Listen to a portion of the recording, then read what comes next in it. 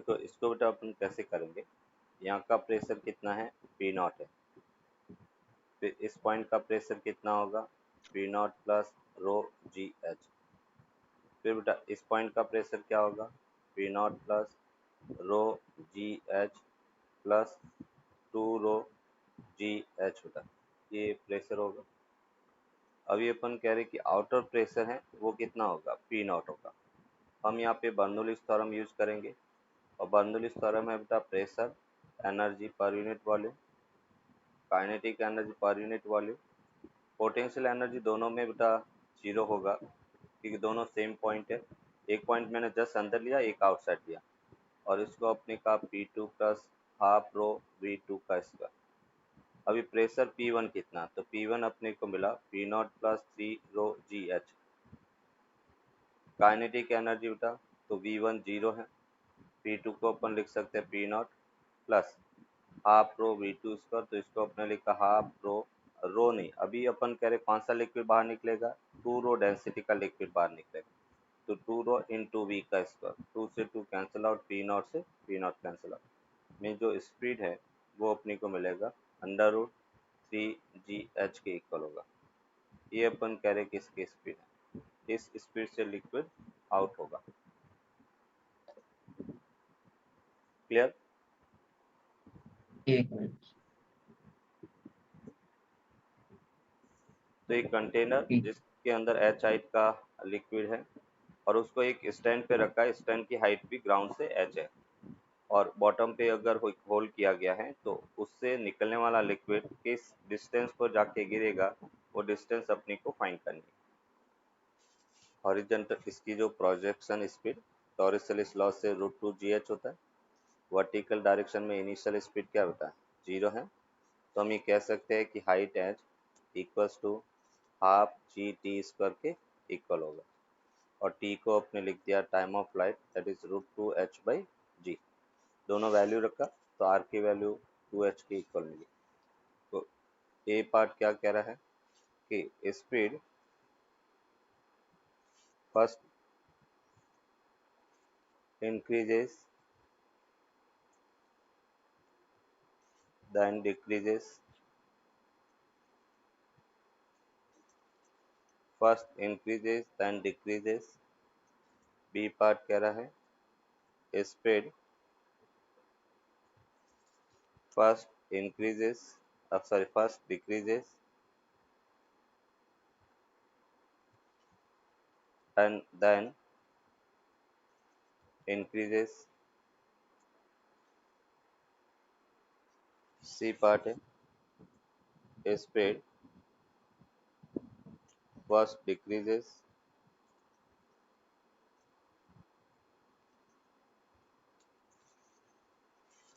then increases and then decreases, further decreases। पहले increase होता है, पहले डिक्रीज होता है, फिर इंक्रीज हो रहा है और फिर डिक्रीज हो रहा है। और डी कह रहा है स्पीड फर्स्ट डिक्रीजेस या कंटिन्यूसली डिक्रीजेस।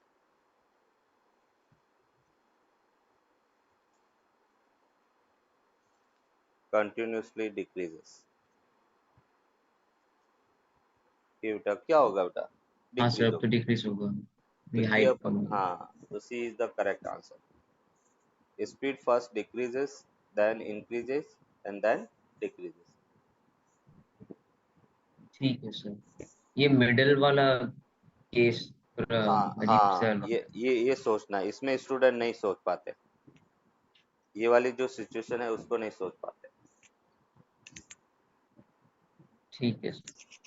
ये अच्छा क्वेश्चन है, कंसेप्चुअल क्वेश्चन है। यस, नेक्स्ट देखो।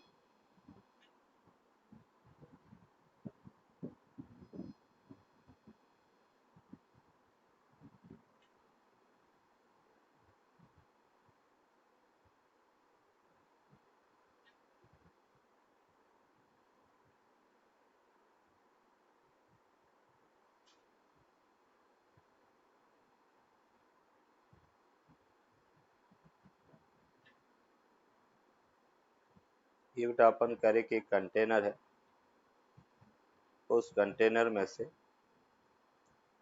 उस कंटेनर में एक टैप है, वहां से बेटा वाटर है वो इन हो रहा है, और यहाँ पे एक होल है, वहां से अपन कह रहे कि आउट हो रहा है। इस टैप से अपन कह रहे कि क्यू रेट से बेटा लिक्विड आ रहा है। क्यू क्या है? Rate of flow of liquid है।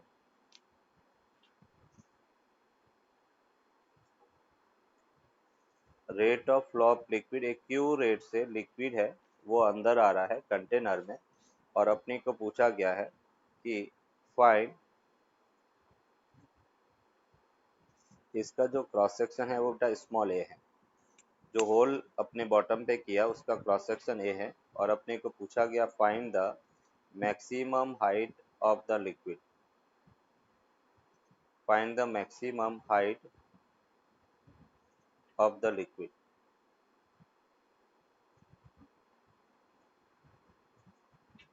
ये अपने को फाइंड करना। अगर हाइट फाइंड करना है फॉर वाई मैक्सिमम, हम कहेंगे कि इनकमिंग रेट बेटा, इसको अपन कह सकते d V by d t in container में आने वाला लिक्विड, और रेट ऑफ फ्लो या fluid flux, outgoing fluid flux, दोनों इक्वल हो जाए। इनकमिंग रेट अपने को दिया हुआ क्यू बेटा, वो क्यू रेट से आ रहा है, और आउटगोइंग रेट क्या होगा? ए इंटू बेटा वी के इक्वल होगा। तो इसको अपने हाँ का sir, Q cross section A, V की वैल्यू बेटा Torricelli's law G root Y. Root two G Y maximum, दोनों तरफ स्क्वायर कर दिया। तो ये अपने पास Q square A square two G into Y maximum के इक्वल होगा। Means Y max that will be equals to Q square upon two G A square के इक्वल होगा। वाई मैक्स की जो वैल्यू है वो अपने को मिलेगा Q square upon two G ए स्क्वायर के इक्वल होगा। That is the answer.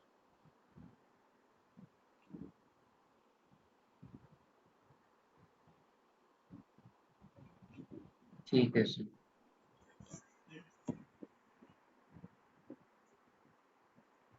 Next question देखिए। ये जैसे बेटा अपन कह रहे कि एक टैप है,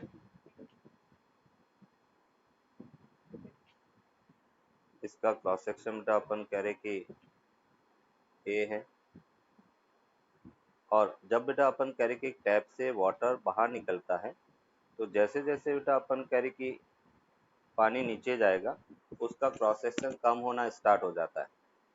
और हमें यहाँ पे पूछा गया है कि एक क्रॉस सेक्शन का पाइप है, उससे बेटा वाटर जो है वो वी नॉट स्पीड से बाहर निकल रहा है। तो एच हाइट पर या एच डेप्थ पर उसका क्रॉस सेक्शन क्या होगा वो अपने को फाइंड करना। देखो नीचे जाएगा तो क्या होता है, स्पीड बढ़ती है, और स्पीड बढ़ेगी तो ऑब्वियसली क्रॉस सेक्शन क्या होना चाहिए? कम होना चाहिए। तो अपने को पूछा गया है कि जो क्रॉस सेक्शन एच डेप्थ पर वो कितना होगा, ये अपने को फाइंड करना। एच डेप्थ पर अपन कह रहे कि क्रॉस सेक्शन क्या होगा वो अपने को फाइंड करना। तो अपन कह रहे हैं कि using equation of continuity, using equation of continuity,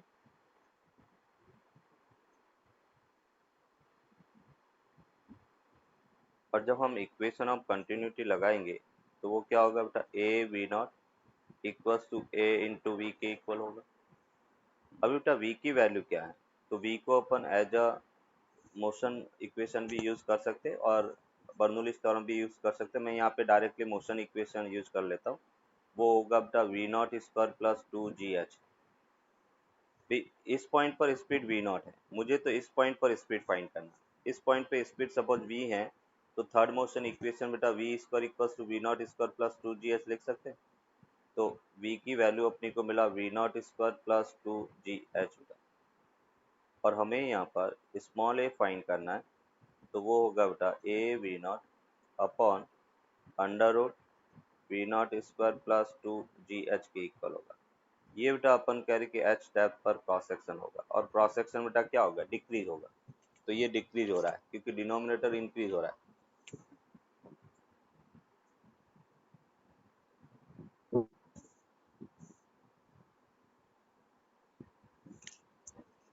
ठीक है सर।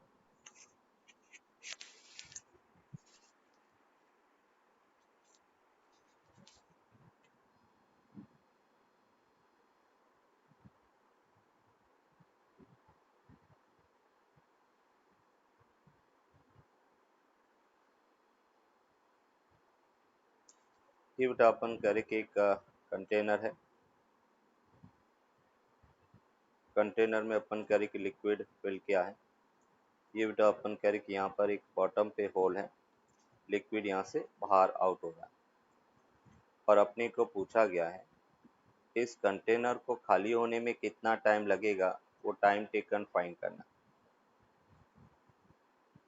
इस होल का क्रॉस सेक्शन बेटा स्मॉल ए है, कंटेनर का कैपिटल ए है और यहाँ पे अपन कह रहे हैं कि ये इनिशियल इसकी हाइट h के इक्वल है बेटा, h हाइट तक लिक्विड फिल किया गया और अपने को पूछा गया कि find the total time taken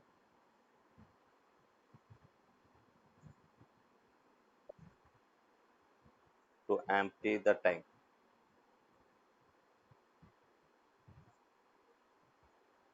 empty the tank, tank को एम्प्टी होने में कितना टाइम लगेगा, वो टाइम अपने को फाइंड करना।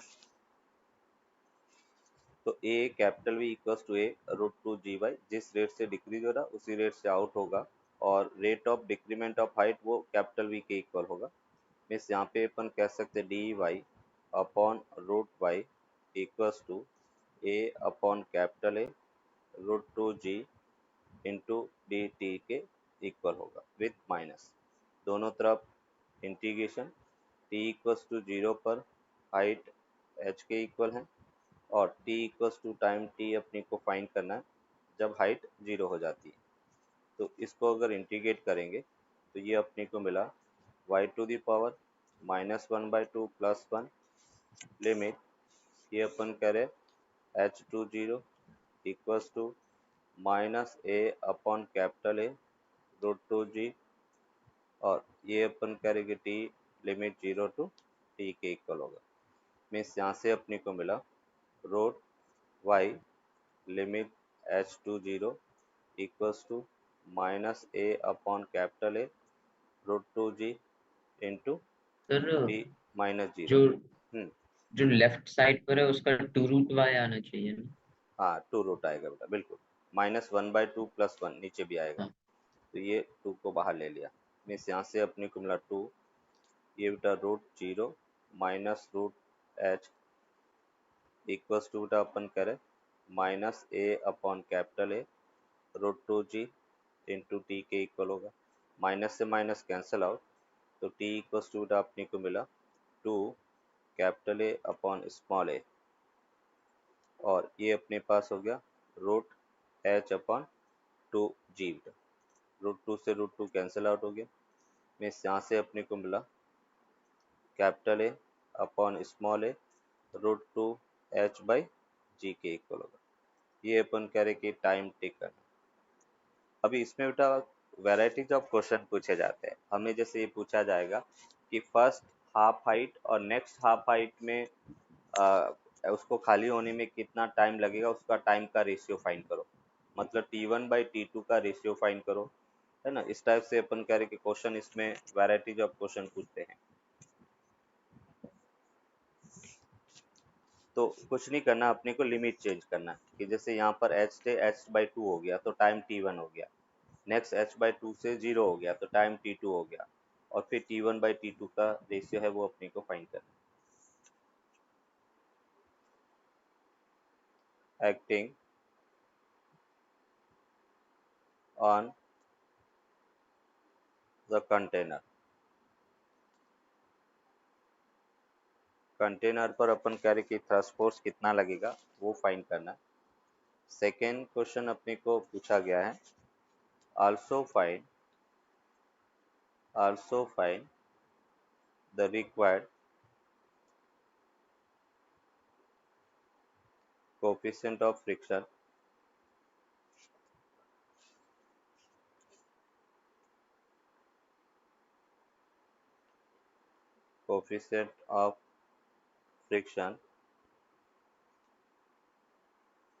for equilibrium of the container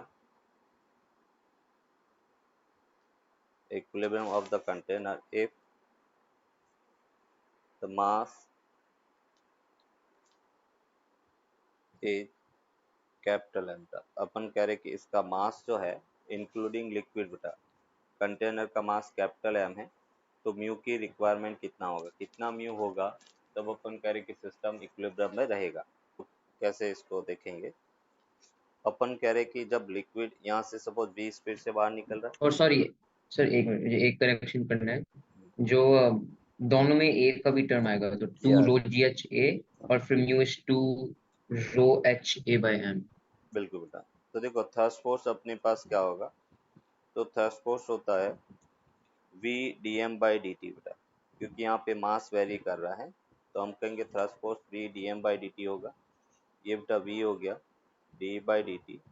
मास को अपन लिख सकते हैं वॉल्यूम इंटू डेंसिटी बेटा, तो रो इंटू वी हो गया, मतलब हम इसको लिख सकते हैं रो वी और D capital V by d T के इक्वल होगा। और हमें पता बेटा कि जो फ्लूइड फ्लक्स है D capital V by d T वो होता है ए इंटू वी बेटा, क्रॉस सेक्शन इंटू स्पीड होता है। तो थर्स्ट फोर्स की अगर अपन बात करें that will be equals to rho a v square के इक्वल होगा, और वी की value root two g H.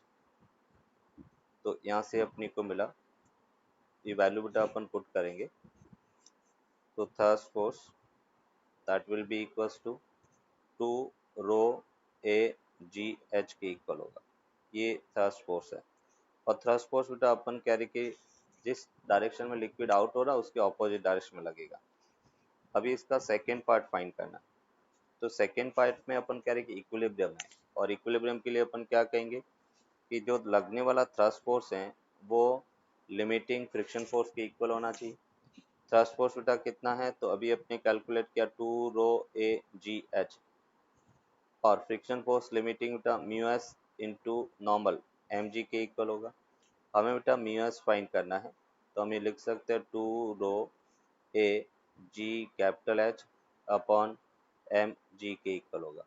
कितना कोफिशिएंट होगा, तो अपन कह रहे कि सिस्टम इक्विलिब्रियम में बना रहेगा। आउट होगा, आउटलेट स्पीड अपनी को फाइंड करना, फाइंड वी बेटा। देखो अपन कहेंगे कि यहाँ का प्रेशर क्या होगा बेटा, एटमॉस्फेरिक प्रेशर पी नॉट होगा। इसके नीचे का प्रेशर क्या होगा, P naught plus M G upon A के इक्वल होगा। अगर मैं यहाँ का हाँ जी। प्रेशर देखता हूँ तो वो क्या होगा, P naught plus M g by a plus rho ji h बेटा। और आउटर प्रेशर की बात करें तो वो पी नॉट होगा। अभी बर्नौलीज थ्योरम अप्लाई करते हैं बेटा, P one plus half rho P one का square equals to P two plus half rho into बेटा वी टू का स्क्वायर। पी वन किसके इक्वल है बेटा, P naught plus M G upon बेटा A plus rho ji H. Kinetic energy zero लेंगे, P two की value बेटा P naught हो गया प्लस हाफ रो वी का स्क्वायर। पी नॉट से पी नॉट कैंसिल आउट हो गया, मीन्स यहाँ से बेटा अपने को मिला हाँ सर, वो ही वी आया मेरे। स्क्वायर। यस सही है बेटा। तो ये अपने पास 2 M G upon A rho A plus G H के इक्वल हो, मीन्स इसको अपन कह सकते हैं V equals to under root 2 ये बेटा G H plus M G upon rho A के इक्वल। ये इसका आंसर है।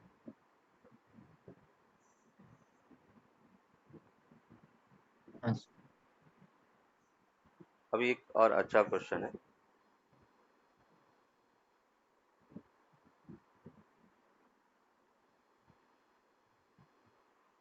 क्वेश्चन हमें कह रहा है there are two identical small holes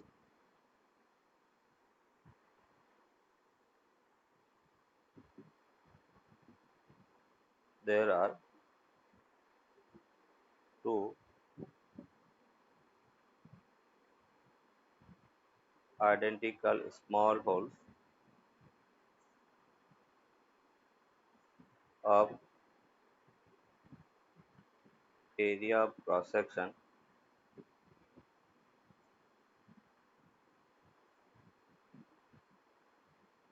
A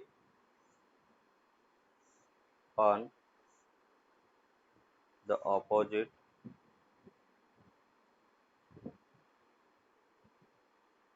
sides of a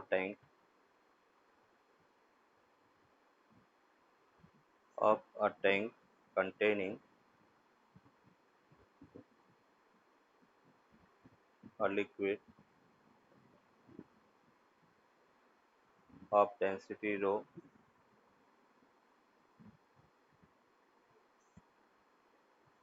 The difference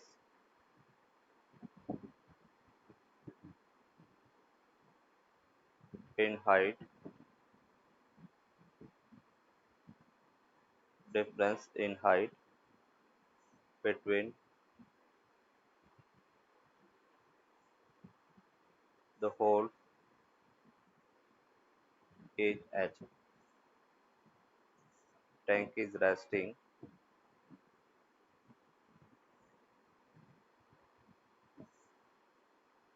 on a smooth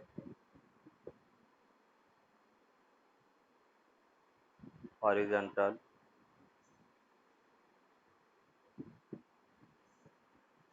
surface. Horizontal force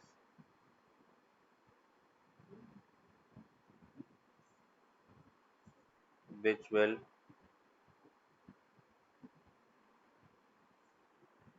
have to be applied the tank to keep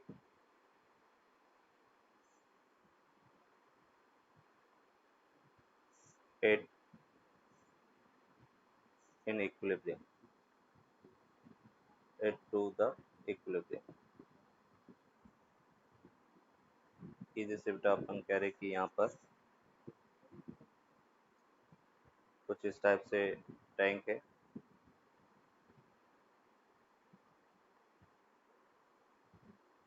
हाँ sir.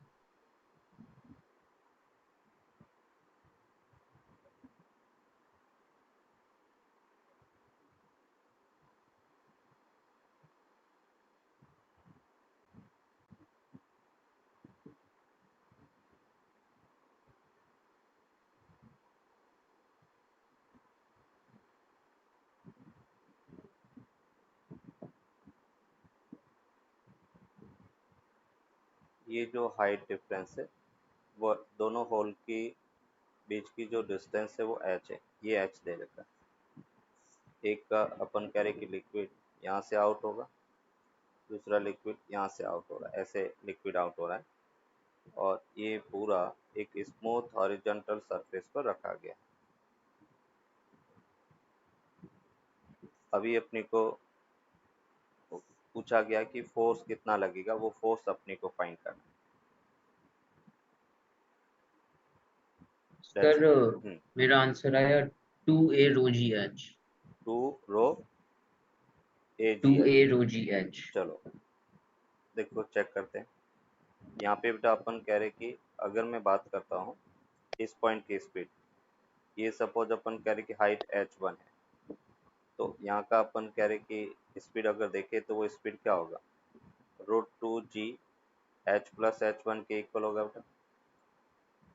इस पॉइंट की अगर स्पीड देखें तो वो स्पीड क्या होगा, टॉरिसल लॉ डायरेक्टली लगा दिया, √2g h1 के इक्वल होगा। अभी बेटा अपन कह रहे कि हमें हॉरिजॉन्टल फोर्स फाइंड करना है, और हॉरिजॉन्टल फोर्स क्या होगा, तो ये वाला फोर्स ये बेटा ज़्यादा होगा, ये अपन कह रहे कि F1 क्योंकि ये स्पीड ज़्यादा है, ये थ्रस्ट फोर्स F2 है, तो मैं ये कह सकता हूँ F1 माइनस F2 के इक्वल होगा।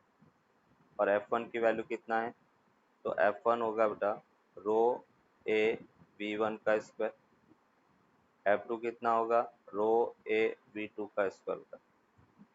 तो इसको अपने लिखा रो ए V1 स्क्वायर को बेटा अपने लिखा 2GH प्लस H1 हो गया, और माइनस बेटा रो ए V2 स्क्वायर को अपन लिख सकते हैं 2GH1 के इक्वल होगा। तो यहाँ से H1 से H1 कैंसिल आउट हो गया, तो 2 रो ए जी एच होगा। ये अपन कह रहे कि रिक्वायर्ड हॉरिजेंटल फोर्स होगा, रिक्वायर्ड हॉरिजेंटल फोर्स कुछ इसके इक्वल होगा। अभी बेटा अपन कह रहे कि एक और थोड़ा सा हट के क्वेश्चन अपन देख रहे हैं इसी से रिलेटेड। ये तो क्लियर है बेटा? हाँ सर। क्वेश्चन है massless container is filled with liquid of density rho. It contains two holes as shown in figure. ये अपन कह रहे कि दो होल है। Container rests on a ground. Area of the two holes are A each. Container is filled with liquid up to height h. तो अपन कह रहे कौन सा ऑप्शन सही होगा? फर्स्ट कह रहा है torque produced by normal force between container and ground about center of gravity is half rho AGH square into the plane of paper. B कह रहा है torque produced by friction about center of gravity is rho AGH square out of the plane of paper. And C है net torque produced by thrust force and friction force about center of gravity is rho AGH square by 4 into the plane of paper. And D कह रहा है torque produced by normal force between container and ground about center of gravity is 0. क्योंकि जो मुझे पहले सी लग रहा था, बट फ्रिक्शन और थ्रस्ट फोर्स ऑपोजिट डायरेक्शन में ऐड करेंगे तो उनका टॉर्क भी ऑपोजिट डायरेक्शन में। हाँ बिल्कुल बेटा, और उसने कह दिया है कि वो रेस्ट में है, रेस्ट में है मतलब इक्विलिब्रियम में है। हाँ तो इक्विलिब्रियम में हॉरिजॉन्टल हाँ डायरेक्शन में थ्रस्ट फोर्स फ्रिक्शन फोर्स लग रहा है, तो उसका नेट टॉर्क भी जीरो होना चाहिए, तो नेट टॉर्क जीरो हाँ होगा। फिर अपन कह रहे हैं कि नॉर्मल फोर्स वो mg के बराबर होगा, है ना। कंटेनर मासलेस है बट वाटर का तो मास होगा, तो हम्म, mg इक्वल्स टू n होगा, और कोई टॉर्क लग रहा नहीं है तो नेट टॉर्क नॉर्मल का जीरो होगा क्योंकि वो सेंटर ऑफ मास से पास होगा। हाँ बिल्कुल D is the correct answer. तो क्वेश्चन है find the torque due to a flux about point O. अभी अपन कह रहे कि टॉर्क फाइंड करने के लिए पहले अपन थ्रस्ट फोर्स फाइंड करते हैं। तो हम कह रहे कि थ्रस्ट फोर्स बेटा इस डायरेक्शन में लगेगा, और वो थ्रस्ट फोर्स हमने कहा था क्या होता है, रो ए वी स्क्वायर के इक्वल होगा। और यहाँ से लिक्विड आउट हो रहा है, उसकी स्पीड अब अगर देखें तो स्पीड क्या होगा, अंडर रूट 2 जी इंटू एच। एच की वैल्यू कितना होगा, 3h/4। और यहाँ से अपन इसको, ये 2 हो गया, मतलब हम लिख सकते हैं अंडर रूट 3GH/2 ये स्पीड है। ये v की वैल्यू यहाँ पे रखते हैं, तो यहाँ से अपने को मिला 3ρAg, और इसको अपने लिखा h/2 के इक्वल होगा। ये थ्रस्ट फोर्स है। अभी देखो थ्रस्ट फोर्स क्या है, इस पूरे कंटेनर पे बेटा ये पूरे लिक्विड में ऐसे डिस्ट्रीब्यूट होगा, ऐसा नहीं कि इसके ऑपोजिट डायरेक्शन में लगेगा। हम कहेंगे पूरे लिक्विड के अंदर डिस्ट्रीब्यूट होगा, तो उसको अपन इसके सेंटर ऑफ मास पे मान सकते हैं, ये सेंटर ऑफ मास पे लगेगा। और सेंटर ऑफ मास पे जब अपन कह रहे कि है, तो सेंटर ऑफ मास की बेटा ओ पॉइंट से हाइट कितना है, हम कहेंगे h/2 है। तो जब अपन को टॉर्क अबाउट ओ फाइंड करना है, तो हम कहेंगे थ्रस्ट फोर्स इंटू बेटा height of the centre of mass, और सेंटर ऑफ मास की हाइट कितना बेटा h/2 के इक्वल होगा। और थ्रस्ट फोर्स सब में मिला 3ρAgH/2 इंटू h/2 के इक्वल होगा। मीन्स इसको अपन लिख सकते हैं 3/4ρAgH स्क्वायर। ये टॉर्क अबाउट ओ होगा। आपने जो किया है वो इससे इसके अबाउट किया, यहाँ से सीधा फोर्स दिया, हाँ सर। बट फोर्स तो पूरे लिक्विड पर ठीक डिस्ट्रीब्यूट है होगा सर। ना बेटा, है ना। पास्कल्स लॉ भी हाँ क्या सर। कहता है कि अगर लिक्विड है एक पॉइंट से है तो हम्म, पूरे वॉल्यूम में इक्वली डिस्ट्रीब्यूट होगा। तो अपन कह रहे हर पॉइंट पर, तो इसको अपन सेंटर ऑफ मास के अबाउट लेके चलेंगे कि सेंटर ऑफ मास पर जो है थ्रस्ट फोर्स लग रहा है, और उसका टॉर्क अपन कुछ इस टाइप से फाइंड कर सकते हैं। ठीक है सर। और यहाँ से ए डैश अगर फाइंड करना है, a v naught upon root of v naught square minus 2GH के इक्वल हो। ये बेटा एक पार्ट हो गया। दूसरा, अगर अपन कह रहे कि हमें बेटा मास दिया हुआ नहीं है, सपोज ये मास दिया हुआ नहीं है और अपने को पूछा गया है also find the mass of the ball, mass of the ball, ball का मास कितना होना चाहिए।